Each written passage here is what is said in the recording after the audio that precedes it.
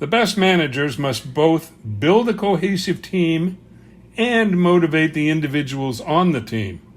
If the manager supports people and their daily progress in meaningful ways, it improves not only the work lives of the individuals, but enhances the long-term performance of the department and company. Hi, I'm Rick Kendall. And I'm Fred Ball. Welcome to Management Mastery. The purpose of these podcasts is to share what each of us has learned about good and bad management in our combined over 40 years of experience, both as managers and executive coaches. During that time, we've coached managers at every level in companies from Fortune 100s to brand new startups in all major businesses, including nonprofits, government, and education. So whether you're just starting in your first management position or are an experienced manager looking to strengthen your management skills, we know our podcast will be valuable to you. The effective manager understands that their department is both a team and a collection of individuals. As manager, it is important that you deal both with the department as a team as well as staff members as individuals. As managers, you must attend to both the needs of the team and of the staff who make up the team. Ideally, these needs will be in sync with each other, but at times they won't be. You know, Fred, a good example of this, and one we both had to deal with as coaches and managers, is when a staff person puts their own ambition ahead of what's best for the team. I mean, this can be seen in several different situations. A common one is where one staff member becomes competitive with another staff member of the team.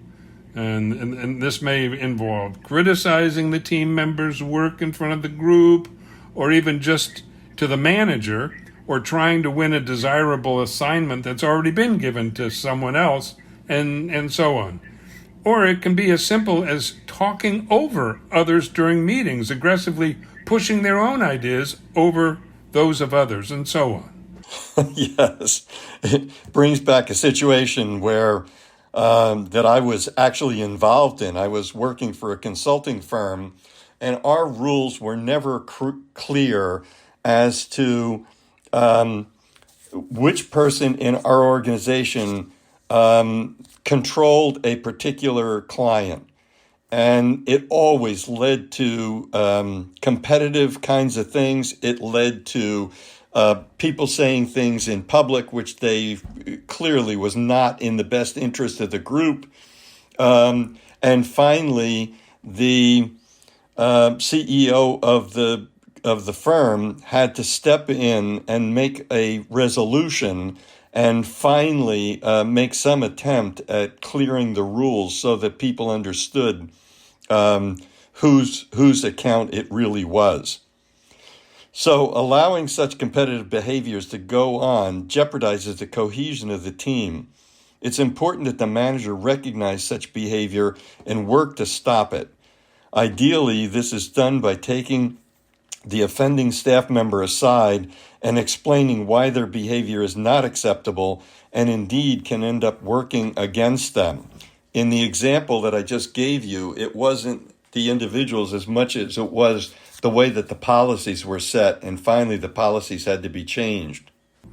Yeah. I mean, that's, can be very disruptive and not always easy to deal with. And at the same time, as manager, you need to stress to everybody the importance of working as a team and why the success of any member adds to the success of every member, and that undermining one team member undermines the whole department. I'm sure that fight over territory or whatever in your company sort of disrupted the flow of work for everybody until it got resolved.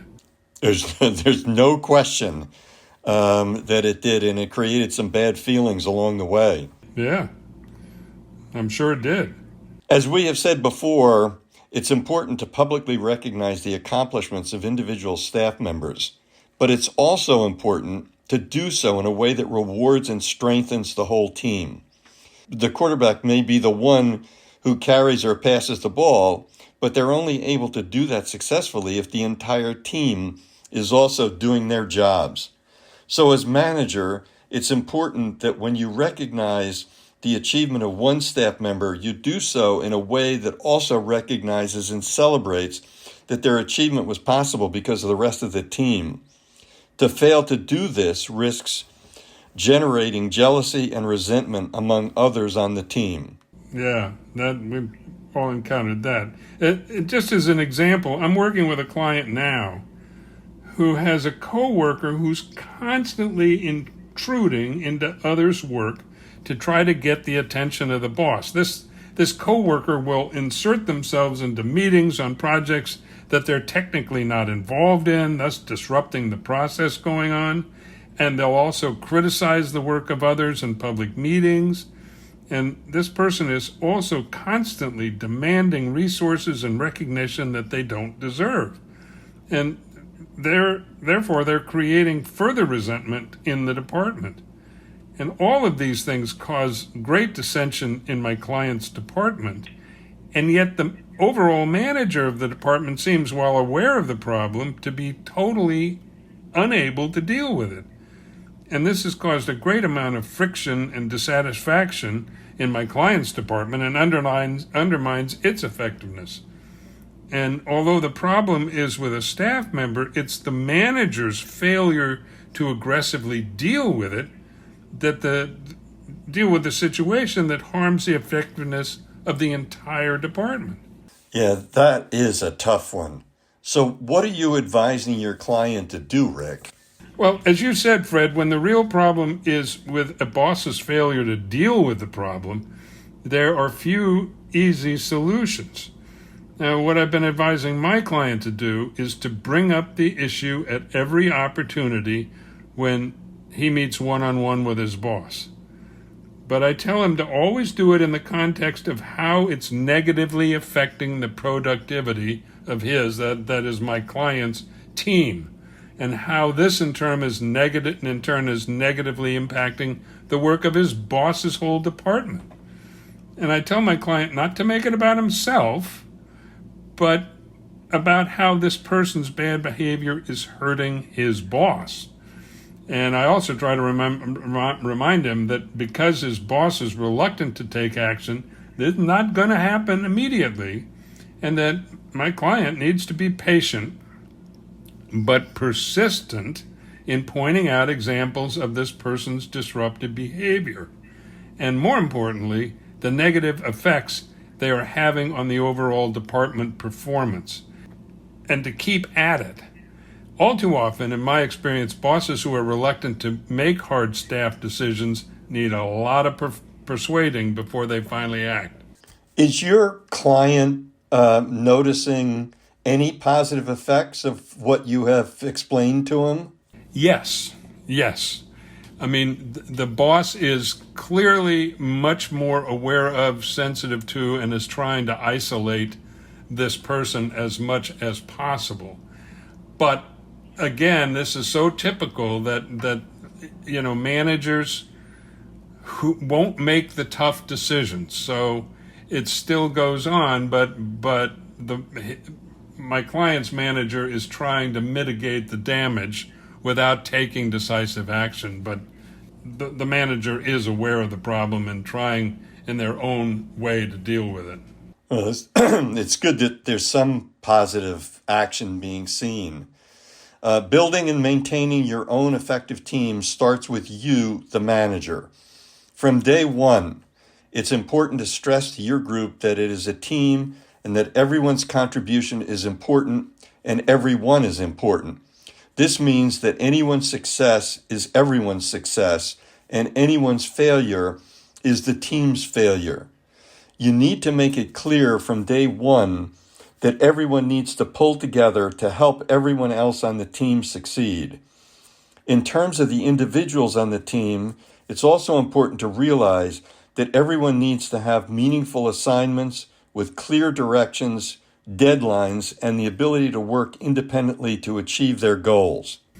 Yeah, and it's also important that individuals feel they have permission to work independently and to ask questions about their assignment and make suggestions about how to best do the job. This independence makes staff feel more capable and respected. And as a manager, it's also your job to make sure that the individuals and the team as a whole have the resources they need to successfully accomplish their assignments.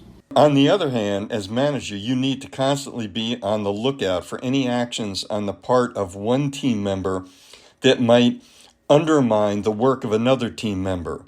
This can sometimes be very subtle, but it's important to ensure it doesn't happen.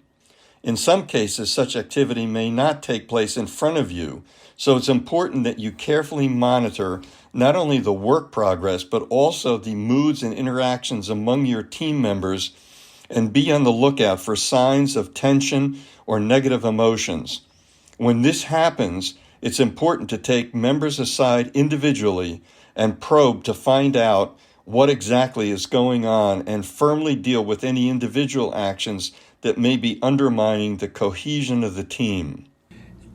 Yeah, in the example that I gave just a minute ago, there was nothing subtle about what that team member was doing, but sometimes you're right. It's they're a little more subtle than this person, but you've got to be sensitive to it as the manager, and you also have to set and maintain a non-judgmental atmosphere within the group so that mistakes are dealt with in a positive way as learning experiences rather than something to be punished. I agree. It's important that you encourage different opinions and encourage contributions from all members of the group without judgment by any member of the group. As manager, you must keep in mind that individuals can be deflated when their ideas are dismissed by you or others in the group, when they feel no sense of ownership of their work, or if they sense that their work is regarded as meaningless or is not visible in any way to the group. You must do all you can to ensure that no one on your team feels any of these negative feelings. Absolutely. And finally, to the extent that time and resources permit, social interactions with the group, such as outings, parties, celebrations of birthdays, and so on, also go a long way to building and maintaining the team spirit. I know it seems silly, but when people are in the office, if there are certain days that a lot of the people are in the office and you just have the pizza brought in, it gets people talking, it gets social interaction, it does so many positive things. Oh, yeah, and particularly in this time of remote working where a lot of the people aren't necessarily in the office a good portion of the time, such things as the bringing in the pizzas really does do a lot to build solidarity. And as we talked about in our episode on remote working, I mean, isolation, loneliness are big negatives in the remote working space. So it's very important. It's also good to, as a reminder, that if the manager can have many of the people report in on the same day, it allows you to do a social event now and then. Right. In this episode, we discussed the fact that it is important to both build a cohesive team and at the same time treat individuals well. It requires the manager to remain aware of the needs of each of the individuals, while at the same time reminding everyone that they are important members of a larger team and that their ultimate success depends on, and indeed makes possible, the entire team's success.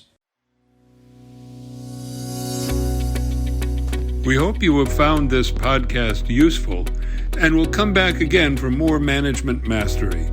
If you have any comments about this or any of our episodes, or would like to find out more about our other services, including one-on-one coaching and group seminars for managers, visit our website at careercoachclass.com. Thanks for listening.